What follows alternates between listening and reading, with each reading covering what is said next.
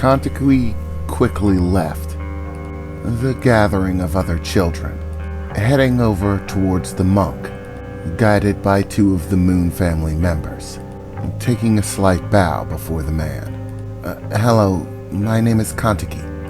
Yes, I've been told of you, the man said, with a kind smile. Do not worry, young man. There are many who are burdened by unsettled spirits.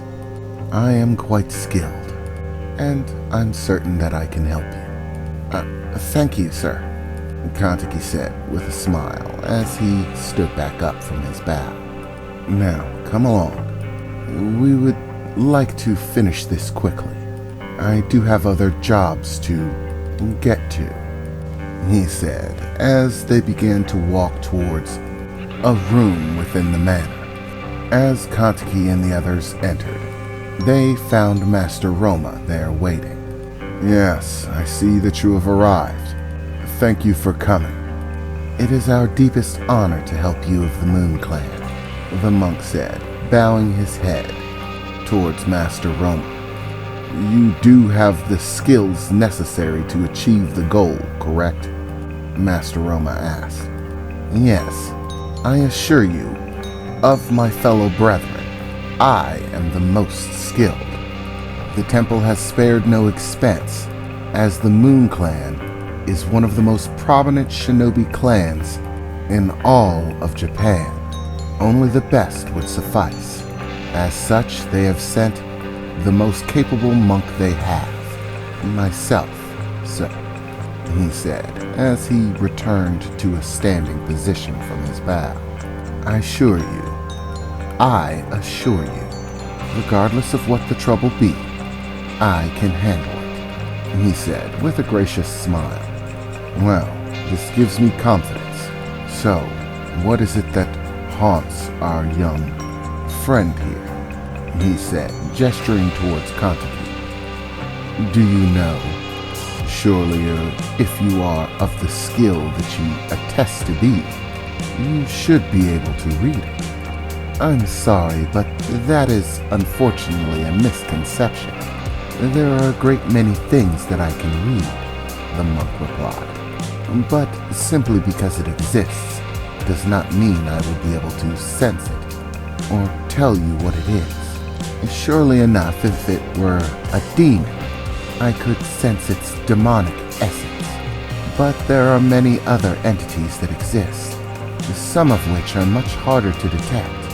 Even some spirits who bind themselves to human beings are hidden within the shadow of the life that they haunt. This can make them very difficult to detect. However, if you know they are there, getting rid of them is still a simple matter. If you would allow me to begin.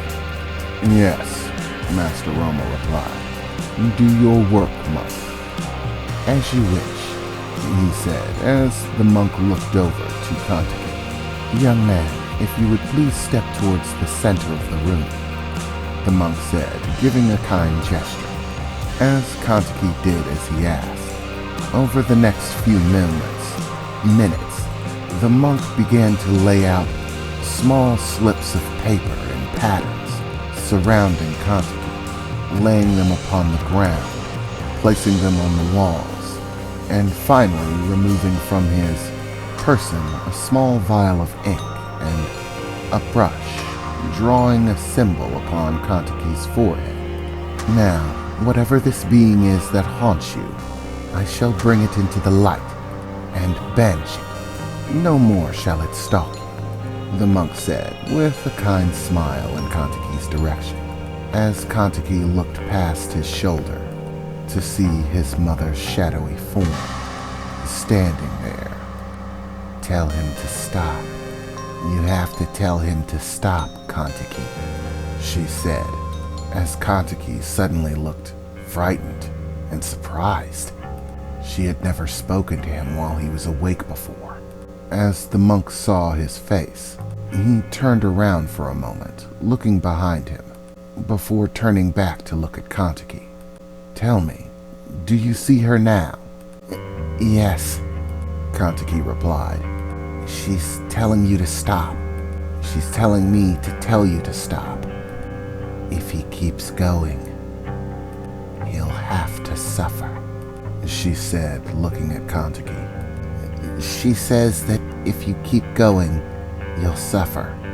The monk got a stern expression. Worry not, young man. I have faced many entities in my time as a monk.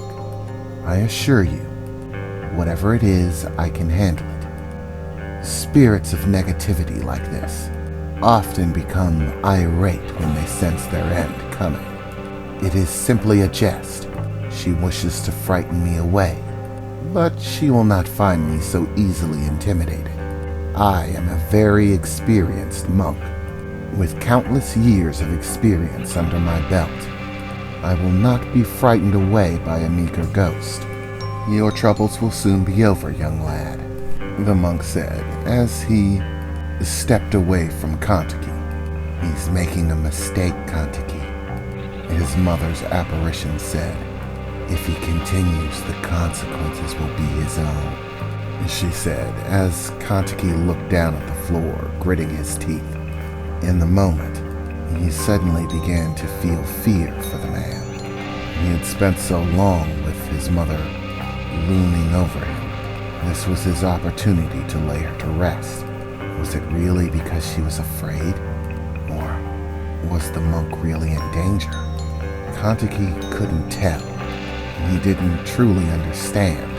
All he could do was go along with it. But he had a feeling that things were about to get frightening deep in the pit of his stomach as the monk began to chant, uttering statements and words that seemed strange to Kontiki, waving aloft the staff in his hand, the rings that dangled from it jingling, as incense set throughout the room began to alight themselves, bursting into fire before beginning to smoke as the monk chanted, and the symbol drawn upon Kontiki's forehead began to glow as a torrent of wind began to swirl in the room, and the monk slammed the bottom of his staff into the ground.